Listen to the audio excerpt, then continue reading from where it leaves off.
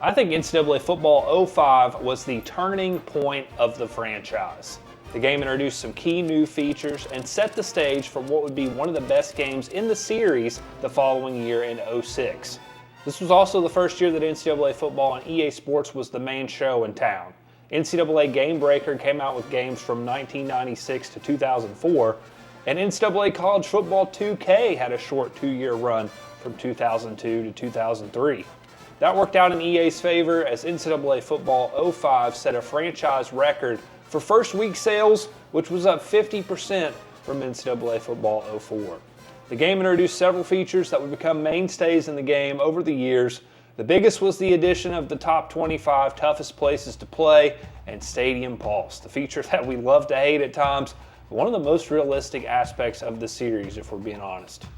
Big hits were also added to the game. I would refer to this as the hit stick, but it didn't become the hit stick until a year later. Weirdly, you had to press L2 to trigger big hits in 05.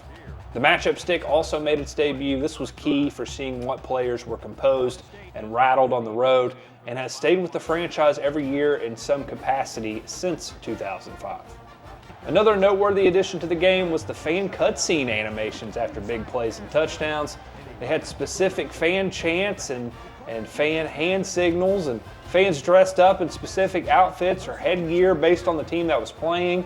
This was the first time that NCAA Football featured the crowd shots, and I actually felt like they were probably a little more natural than the ones we got in College Football 25. Speaking of this was also the first time we saw custom signs in the game, one of my favorite forgotten features. We will definitely never see this again. Could you imagine? I talked about this as one of my favorite forgotten features from the game in another video on my channel. Check that out above. Another feature I discussed in that video was added to NCAA Football 05 for the first time, and that is the discipline in Dynasty. Basically, you would have players get in trouble for various things like cheating on tests or getting in a fight at the club. Getting enough trouble in NCAA could put you on probation in Dynasty and keep you from the postseason and even take scholarships away. More new features and some game-changing additions included the ability to create a custom playbook for the first time. You also were able to scout players for the first time in Dynasty mode and able to change positions in the offseason also. So that means the athlete position was introduced for the first time in recruiting. Of course, you still didn't have in-season recruiting. That didn't come until 06, but they were starting to lay the groundwork in that Dynasty mode there with that. There were also the little additions that, again, would become cornerstones of the series. This was the first year NCAA Football featured online gameplay, too. From reviews I read, there were definitely some bugs with the launch of this. Speaking of reviews, I thought it would be fun to look back at some reviews people had written about NCAA 05. Some are pretty funny in hindsight. I like to imagine Gerald Broflovsky from South Park writing his Yelp reviews when I think of gamers writing these. But the official GameSpot one was pretty interesting because they low-key kind of called EA out. Remember when I said this was a pivotal game in the series? I think this year set the stage for the wholesale changes that we'd see in 06. For more on that, make sure you check out the video I did on the channel about NCAA 06. But enough shameless promotion for now. I'm sorry, guys. The quote from the Bob Kaleko review reads, quote, "On its own, the game still looks good on all platforms, and there are no major differences between the three. But when compared to its pro football brethren, ESPN and Madden, NCAA 2005 is falling behind quickly." Other reviews were noticing the trend too. This one from Evil Dave says NCAA is still the best, but beginning to sag. Another gamer, Goldmine, says that EA is putting all their money into Madden and asks what happened to the franchise. Then, of course, there's the opposite end of the spectrum. Feels like that meme of the guy on the bus with the two points of views here, because this might be the most positive piece of writing ever written about an EA creation. Quote, "They could sit idly by and rest on their laurels for a few years, but they don't." Then he follows that up with, quote, "This is arguably the greatest football game I've ever played, easily topping NCAA Football 2004 and my expectations." Like we always do on these videos, let's take a look at the highest rated players on the game and some of the interesting players featured as well. How about this? I love it. 299 overall punters at the top of the list. Tom Malone from USC. Dustin Colquitt of the Royal Colquitt family of punters. Then you have Derek Johnson, linebacker at Texas. Ohio State kicker Mike Nugent, LSU defensive end and current ESPN personality Marcus Spears, his teammate across him on the offensive line, Ben Wilkerson, then another former ESPN guy, Georgia defensive end David Pollack. Whatever happened to him, by the way? I always liked him. Anyways, there are also 7 players checking in at a 98 overall. A lot of them in the trenches, a couple specialists sprinkled in as well. Let's go look at some different positions and look at some guys that stood out to me. Top-rated quarterback is actually a tie between Matt Leinart at USC and Brad Smith of Missouri. Smith was probably the best mobile quarterback to play with on this game, up there with Vince Young and some others.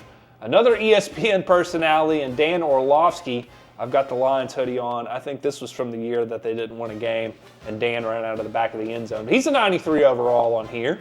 Aaron Rodgers also rated 93 with several other guys. This was sophomore Vince Young. He had Cedric Benson as his running back, one of the best duos you can pick.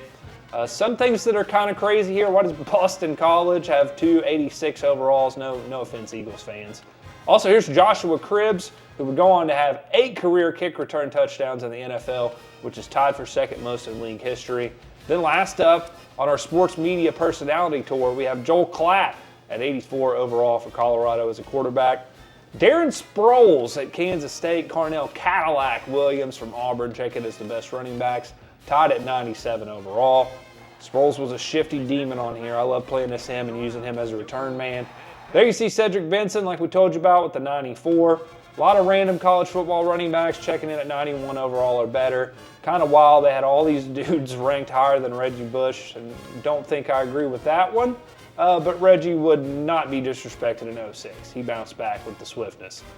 Then some other interesting ones. Ben Jarvis, Green Ellis checking in at an 86 overall. Future Patriots legend. Forgot he had to play for Indiana. Poor fella. Adrian Peterson comes in as an 84 overall freshman back.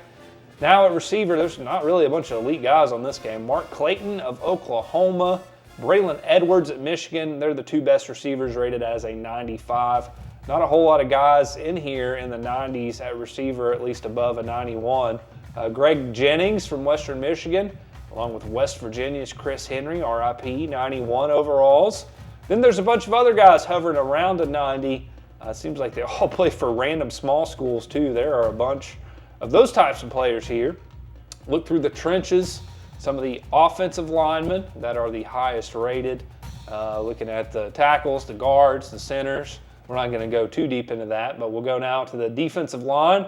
How about these 2 names? You got Sean Merriman at Maryland, and then Troy State in the building with DeMarcus Ware. Also, I have to slip this name in here because you got to love it. Old Sweet Pea Burns. Hell yeah, that's the most Kentucky defensive lineman name I've ever heard. Kind of a down year here for the outside linebackers and the middle linebackers. I was kind of new to college football at the time, so these names aren't really standing out to me, but wanted to throw me scrolling a little bit here in case anyone wanted to experience a little nostalgia. Maybe you got a linebacker you love here on this list. For the cornerbacks, got to give a shout out to Pac-Man Jones of West Virginia, baby. Maybe a little underrated on here too, to be honest. Also thought this was interesting. Freshman Ted Ginn at Ohio State. He's playing cornerback. Then you've also got Devin Hester of Miami, who is a speed and return demon. 99 overall speed for Devin Hester. Again, just kind of scrolling through both the free safeties and the strong safeties now. Not sure if any of these names jump out off the page to you guys, but we're looking at some of the best overall for both positions here that NCAA 05 had to offer. Nobody really elite that I'm seeing here. Maybe some younger guys like LaRon Landry. Future 99 overall in later NCAA football. He would end up being a dog on 06 and 07, really. Before we close out this video, I always like to fire up a Dynasty, simulate a season, see how EA saw things playing out in the college season.